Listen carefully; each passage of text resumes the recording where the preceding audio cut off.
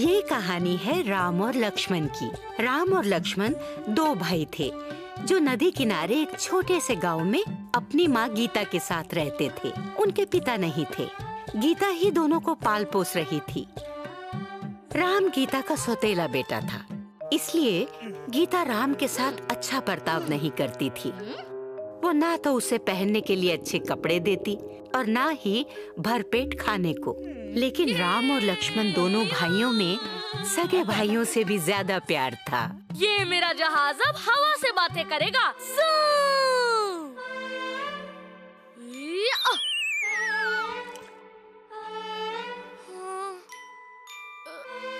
अरे ये तो भीग गया। क्या हुआ लक्ष्मण? मेरा जहाज उड़कर पानी में चला गया। तो क्या हुआ? उड़ने वाला जहाज अब पानी का जहाज बन गया है?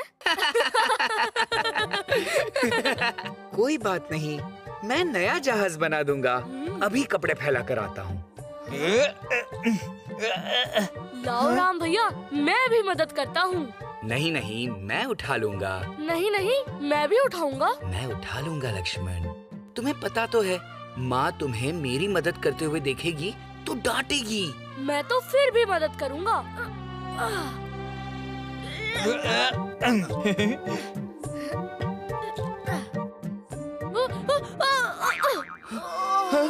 चोट तो नहीं लगी लक्ष्मण? हाँ हाँ, कपड़ों को लगी होगी।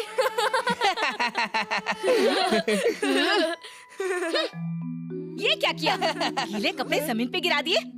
मैंने कितनी बार कहा है राम, काम ठीक से किया करो, फिर काम खराब कर दिया। माँ, वो मेरे कारण कपड़े। तू हमेशा इसकी तरफदारी मत किया कर बेटा। चल अंदर जाकर खाना खा। और राम, ये कपड़े गिराए हैं ना, इन्हें फिर से धो, अच्छी तरह साफ करके। जी माँ। काम कम करता है, बिगाड़ता ज्यादा है। मुफ्त का खाने की आदत पड़ गई है। फिर ऐसा नहीं होगा माँ। देखते हैं। अभी मैं बाजार जा रही हूँ। कपड़े सूखने के लिए डालने के बाद जाकर नदी से इस बाल्टी में पानी भर कर लाना और टंकी को पूरा भरना। शाम को जब मैं वापस आऊँ तो मुझे ये टंकी पानी से भरी मिलनी चाहिए, समझे? कोई बहाना बनाया तो आज खाना नहीं मिलेगा।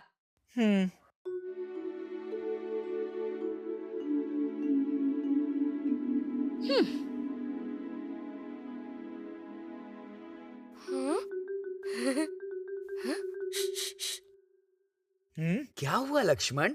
माँ गई? हाँ गई। आजा बाहर। बस ये 2 कपड़े धोकर तेरा जहाज बना देता हूँ। जहाज बनाने के लिए ताकत की जरूरत होती है और ताकत के लिए चाहिए खाना। कपड़े धोने के बाद माँ के कहे अनुसार राम नदी से पानी लेने चला गया। लेकिन बाल्टी में नदी से पानी भरकर राम जैसे ही टंकी के पास पहुँचा, उसने देखा कि बाल्टी पूरी तरह से खाली हो चुकी है। उसमें तो पानी ही नहीं है। अरे इस बाल्टी में जो पानी भरा था वो कहाँ गया? ओहो, इसमें तो 2-2 छेद हैं। इस तरह से तो सारा पानी रास्ते में ही बह जाएगा। फिर इतनी बड़ी टंकी माँ के आने तक मैं भरूंगा कैसे? भाई देखो देखो, मैंने पतंग पकड़ी। हाँ? क्या हुआ राम भैया? बाल्टी में 2 छेद हैं। मैं जैसे ही नदी से पानी भरकर लाता हूँ, घर तक आते आते बाल्टी खाली हो जाती है। हम दोनों खेलते खेलते इसे भर देंगे। सच्ची? मुच्ची।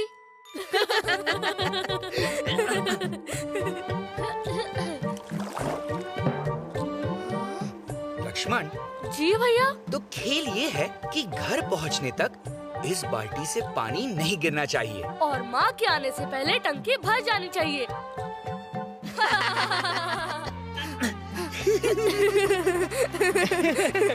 पानी नहीं गिरा।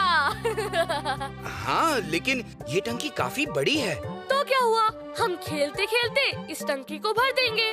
ठीक है, और इस बार मैं तुम्हारे लिए पानी की नाव बनाऊंगा। फिर तुम इस टंकी में उसे तैरा सकते हो। भैया तब तो बड़ा मजा आएगा।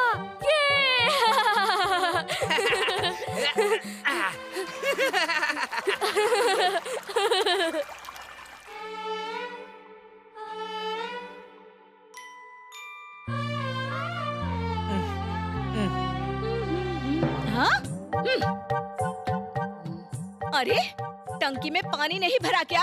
भर दिया माँ। अच्छा, इतनी जल्दी भर दिया? चल दिखा। चल। वो देखो। हाँ? अब मेरी नाव लहरों से टकराएगी। अब ठीक है, ठीक है। ये क्या? इसने तो पूरी की पूरी टंकी भर दी। जरूर लक्ष्मण ने इसकी मदद की होगी। इस बार इसे ऐसा काम दूंगी कि लक्ष्मण की भी मदद नहीं ले पाएगा।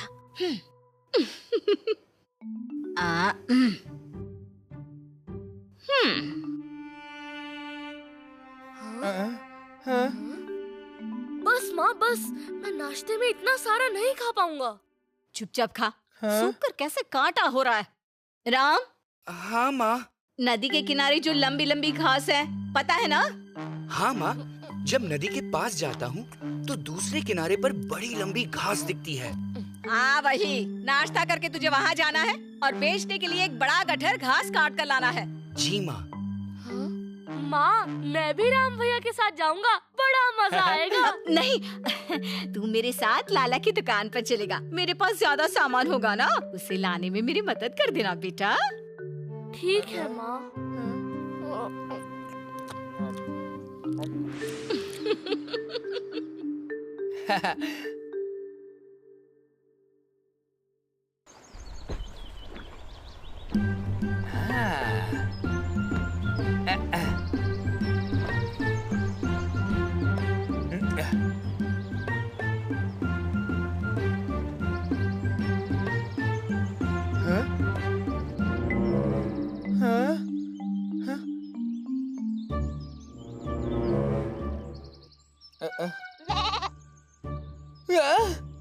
अरे, तुम कहाँ से आए?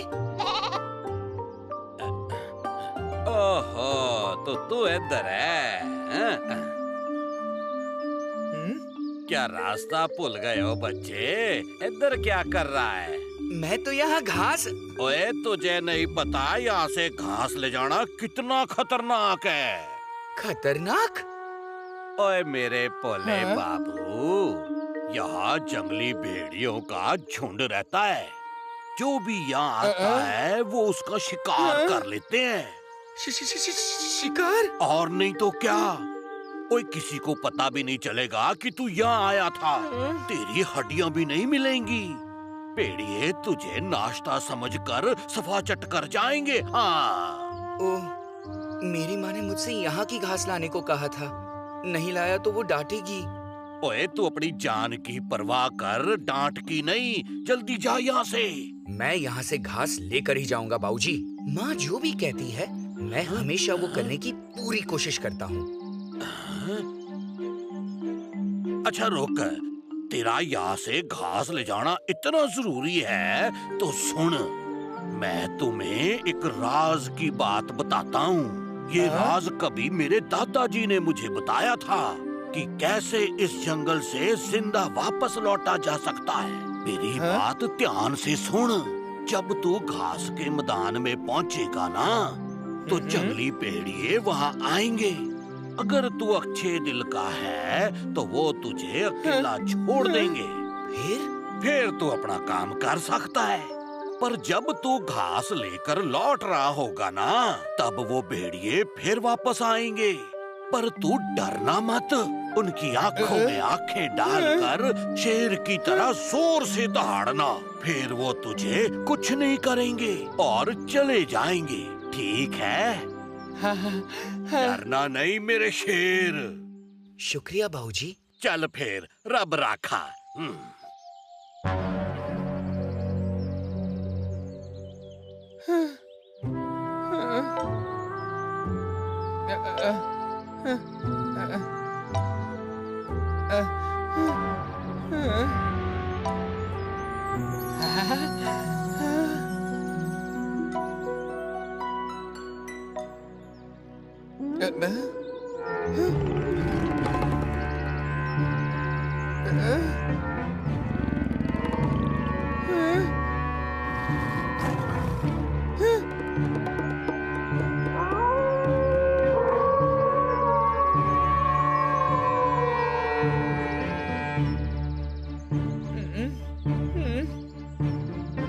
नहीं नहीं नहीं। डरना नहीं मेरे बच्चे, अगर तू अच्छे दिल का है तो वो तुझे अकेला छोड़ देंगे। ऊपर वाले, अगर मैं सही कर रहा हूँ, अगर मैं सच्चा हूँ और मेरे मन में कोई पाप नहीं है, तो मुझे बचा ले। हाँ? हाँ? हाँ? भेड़िए भाग गए। हो, मैं बच गया। ओह, अब जल्दी जल्दी घास काट लेता हूँ।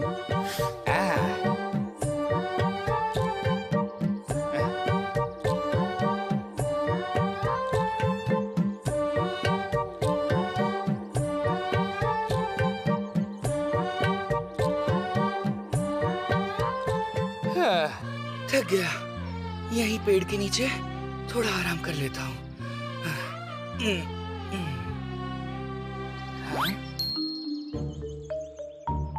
सुनहरे सेब, ये तो बहुत मीठे होंगे। भूख भी लग रही है।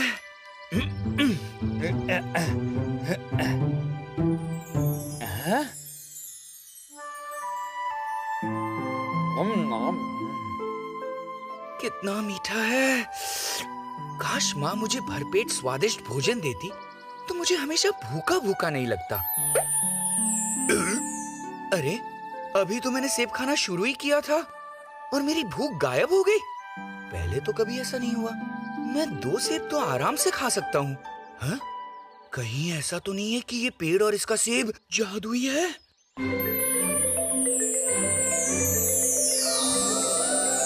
तुमने बिल्कुल सही समझा राम।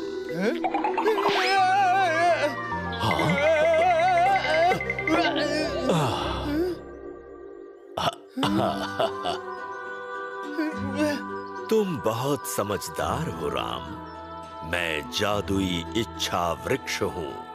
जो भी मेरा फल खाकर कोई इच्छा करता है, मैं उसकी वो इच्छा अवश्य पूरी करता हूँ। डरो नहीं, बताओ क्या तुम्हारी कोई और इच्छा है? सच्ची? क्या तुम कोई भी इच्छा पूरी कर सकते हो? तुम ये सेब खाओ और अपनी इच्छा जोर से बोलो, फिर देखो।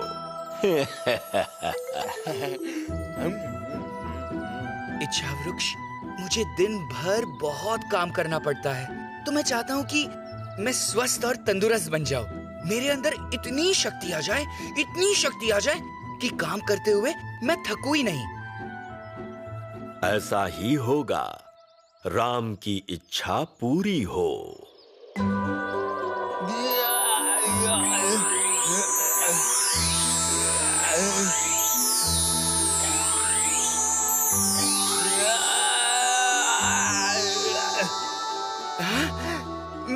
मैं बहुत अच्छा महसूस कर रहा हूँ, बहुत ताकतवर और तंदुरुस्त।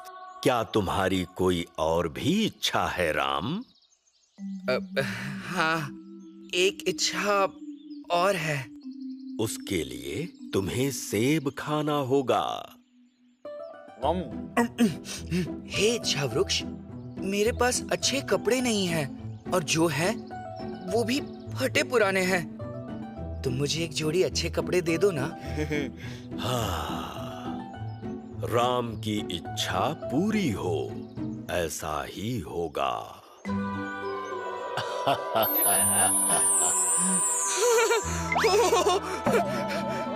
मैं कितना अच्छा दिख रहा हूँ। शुक्रिया इच्छा वृक्ष, शुक्रिया।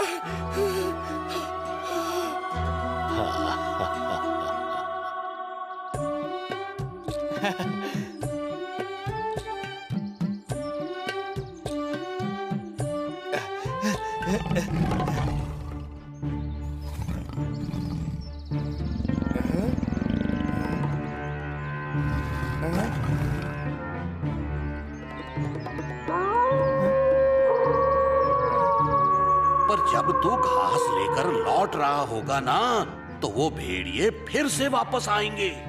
पर तू डरना मत, उनकी आंखों में आंखें डालकर शेर की तरह जोर से दहाड़ना।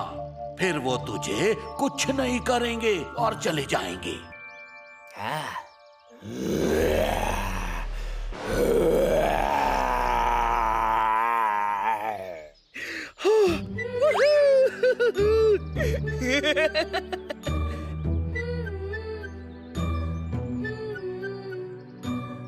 जब राम घर पहुंचा तो गीता ने देखा कि राम पहले से ज्यादा तंदुरुस्त और सुंदर लग रहा है और उसने नए कपड़े पहने हुए हैं, बिल्कुल किसी राजकुमार की तरह। ये तुझे क्या हुआ? तू इतना अलग क्यों लग रहा है? और इतने सुंदर कपड़े तुझे किसने दिए? माँ, नदी के उस पार एक जादुई पेड़ है जिसपे सुनहरे सेब लटके हुए हैं।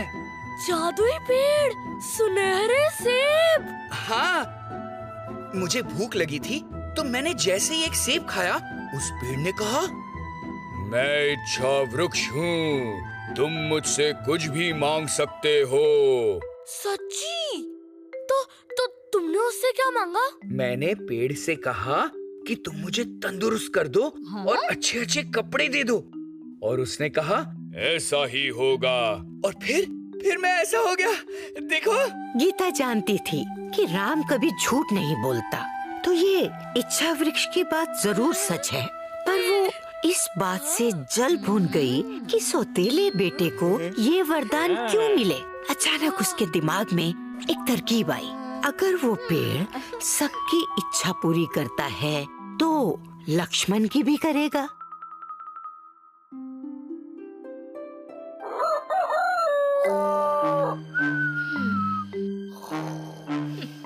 राजकुमार जी, उठो, सुबह हो गई है। जी माँ। आज तुझे ये घास लेकर मेरे साथ बाजार जाना है। जा, तैयार हो जा।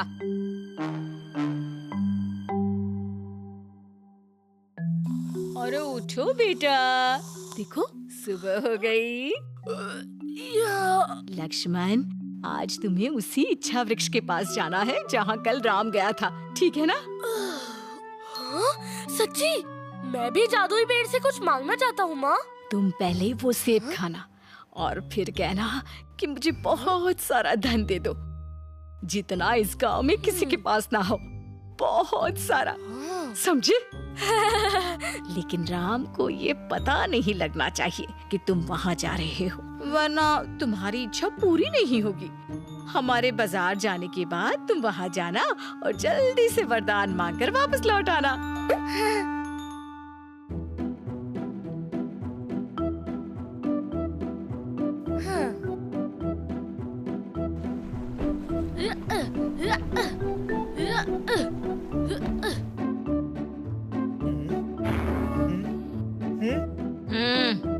माँ, घास भी बिक गई, अब जल्दी घर चलो। मैंने बाजार से लक्ष्मण के लिए कितनी अच्छी नाव खरीदी है, वो देख के खुश हो जाएगा। जल्दी चलने की कोई जरूरत नहीं है, अभी लक्ष्मण घर पर नहीं होगा। लक्ष्मण घर पर नहीं होगा तो कहाँ होगा? लक्ष्मण को मैंने नदी पार घास के मैदान में भेजा है। घास के मैदान में? क्यों? इच्छा वृक्ष के पास बहुत सारा धन लाने के लिए। माँ, ये तुमने क्या किया? मैंने तुम्हें भेड़ियों के बारे में नहीं बताया था। वहाँ भेड़िए हैं, बहुत सारे। क्या भेड़िए? वो तो लक्ष्मण को खा जाएंगे। लक्ष्मण, लक्ष्मण, मैं आ रहा हूँ मेरे भाई। लक्ष्मण, लक्ष्मण।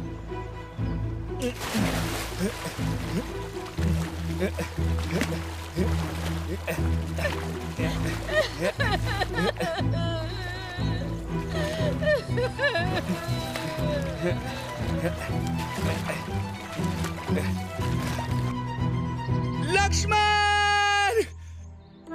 राम भैया! लक्ष्मण!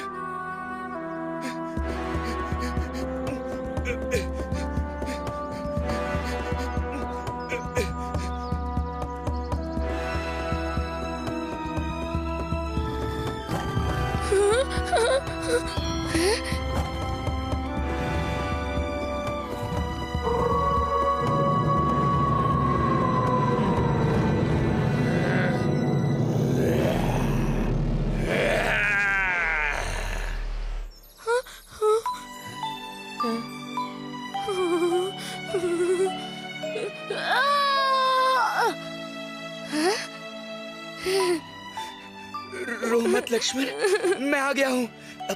अब सब ठीक है। भेड़िए।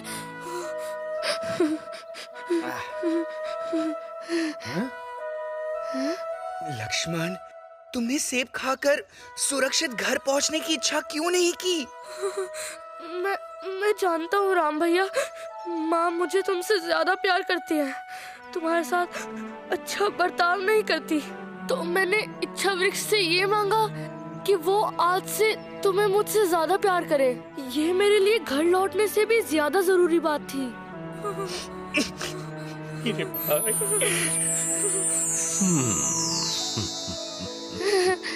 राम, लक्ष्मण, अब तुम दोनों घर जाओ। तुम्हारी माँ परेशान हो रही होंगी।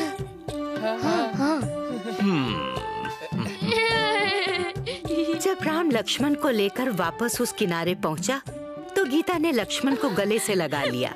राम ने गीता को बताया कि कैसे लक्ष्मण ने बिना अपनी जान की परवाह किए इच्छा वृक्ष से क्या इच्छा मांगी।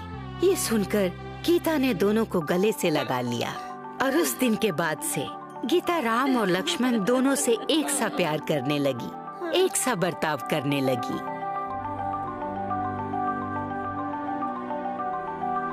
ऐसा लक्ष्मण की इच्छा की वजह से हुआ या दोनों भाइयों के प्यार की वजह से, ये तो पता नहीं, पर उस दिन से गीता राम और लक्ष्मण को बराबर स्नेह करने लगी और तीनों एक साथ खुशी खुशी रहने लगे।